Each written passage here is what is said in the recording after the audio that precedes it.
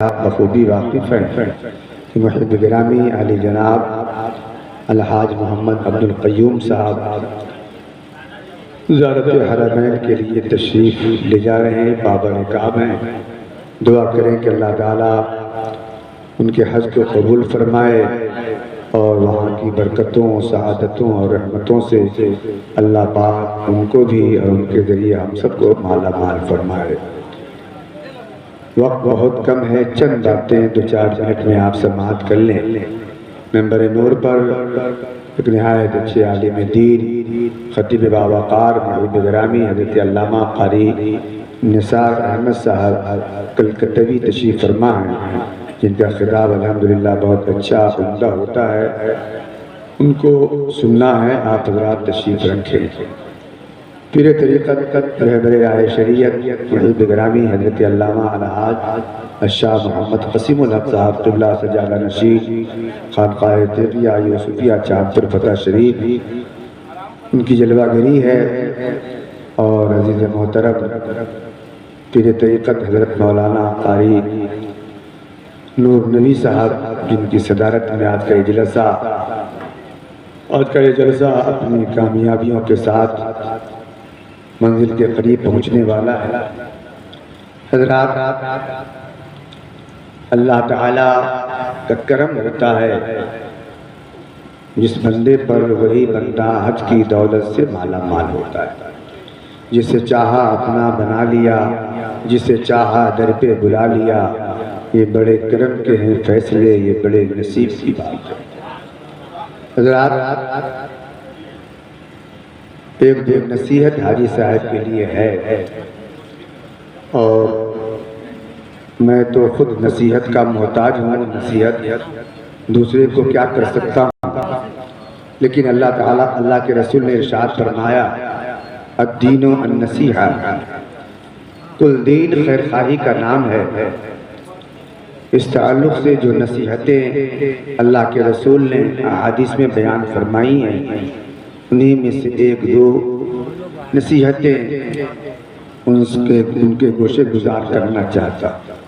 سب سے پہلی بات، حج کرنے سے حاجی کی جو نیت ہونی چاہیے وہ خالص لوجہ اللہ ہونی چاہیے، یعنی صرف اللہ کی خوشنودی کے لیے حج کرنے کی نیت ہو۔ دنیا حاجی کہے نہ کہے، اس کی کوئی پرواہ اور اس کی کوئی فکر نہ ہو، اللہ حاجی کہہ دے یہی بہت ہے۔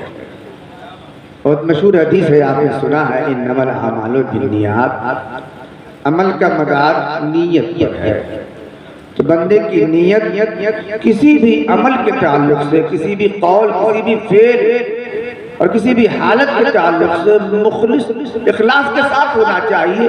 نیت ہی پر ثواب کا بلکہ قبولیت کا مدار ہے۔ چیز کا صحیح ہو جانا اور چیز ہے، لیکن قبولیت کا مدار وہ نیت کے اخلاص پر ہے۔ آپ کی نیت جس قدر خالص ہوگی، ثواب اسی قدر، قبولیت اسی قدر۔ بزرگوں نے فرمایا، بلکہ حدیث شریف کا مضمون ہے، ایک صاحب نے 2 رکعت نماز پڑھی، چند لوگوں نے 2 رکعت نماز پڑھی، کسی کو 100 ثواب ملا، کسی کو 80 ثواب ملا، کسی کو 50 ملا، کسی کو 30 ملا۔ نماز ایک ہی طرح کی ہے، سب نے سجدہ کیا، سب نے رکوع کیا، سب نے قیام کیا، سب نے تحیات پڑھی، درود شریف پڑھا، سارے ارکان سب لوگوں نے ٹھیک بار بار اور ایک ہی طرح کے ادا کیے۔ ثواب میں فرق کیوں ہوا؟ ثواب میں فرق نیت میں اخلاص کی وجہ سے ہوا۔ جس کی نیت جس قدر خالص تھی، اللہ تعالیٰ نے اس کے خلوص نیت کے اعتبار سے اس کو ثواب عطا فرمایا۔ تو نیت خالص ہونی چاہیے۔ نبی کریم سید عالم صلی اللہ تعالیٰ علیہ وسلم نے ایک حدیث میں ارشاد فرمایا کہ جب 2 مسلمان آپس میں لڑیں اور ایک دوسرے کو قتل کرتے تو حضور فرماتے ہیں دونوں جہنمی ہیں۔ 2 کی لڑائی ہوئی ایمان والوں کی، اور ایک نے دوسرے کو قتل کر دیا، تو قاتل بھی جہنمی ہے، مقتول بھی جہنمی ہے۔ پوچھا گیا یا رسول اللہ، قاتل کا جہنمی ہونا تو سمجھ میں آتا ہے، مقتول کیوں جہنمی؟ سرکار نے ارشاد فرمایا مقتول اس لیے جہنمی ہے کہ وہ بھی قاتل کو قتل کرنے کا ارادہ رکھتا، اس کی بھی نیت تھی کہ میں اس قاتل کو قتل کر دوں، اگرچہ اس میں کامیاب نہ ہوا مگر نیت تو قتل کرنے کی تھی۔ اسی نیت کی خرابی کی وجہ سے مقتول بھی جہنم میں جائے گا۔ نیت خالص ہونی چاہیے۔ حج کی قبولیت کی 3 نشانی قرآن مقدس میں بتائی گئی۔ فلا رفث ولا فسوق ولا جدال۔ پہلی چیز ہے رفث، بے حیائی کا کام نہیں ہونا چاہیے۔ سفر حج میں بھی، ایام حج میں بھی، اور جتنے اوقات وہاں رہیں گے اس درمیان کوئی رفث والا کام، بے حیائی والا کام نہ ہو۔ یہ حج کی قبولیت کی پہلی شرط۔ دوسری شرط ہے فسوق، یعنی کوئی گناہ کا کام نہ ہو۔ مکہ شریف کے بارے میں آپ جانتے ہیں کہ وہاں ایک نیکی کا ثواب 1 لاکھ کے برابر ہے۔ تو صرف یہ بات نیکی ہی کے ساتھ خاص نہیں ہے، جس طرح ایک نیکی کا ثواب 1 لاکھ کے برابر ہے، ایسے ہی ایک گناہ کا گناہ بھی 1 لاکھ کے برابر ہے۔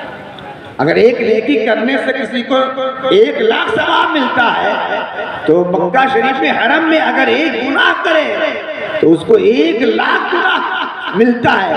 اس لیے کوئی فسق والا کام، کوئی گناہ والا کام حاجی کوشش کرے کہ نہ کرے ان ایام میں، ورنہ جتنی نیکی کمائے گا کہیں ایسا نہ ہو کہ اس سے زیادہ گناہ۔ اور تیسری چیز ہے جدال، یعنی لڑائی جھگڑا نہ کرے۔ لڑائی جھگڑا نہ کرے۔ اگر کسی سے کوئی تکلیف پہنچتی ہے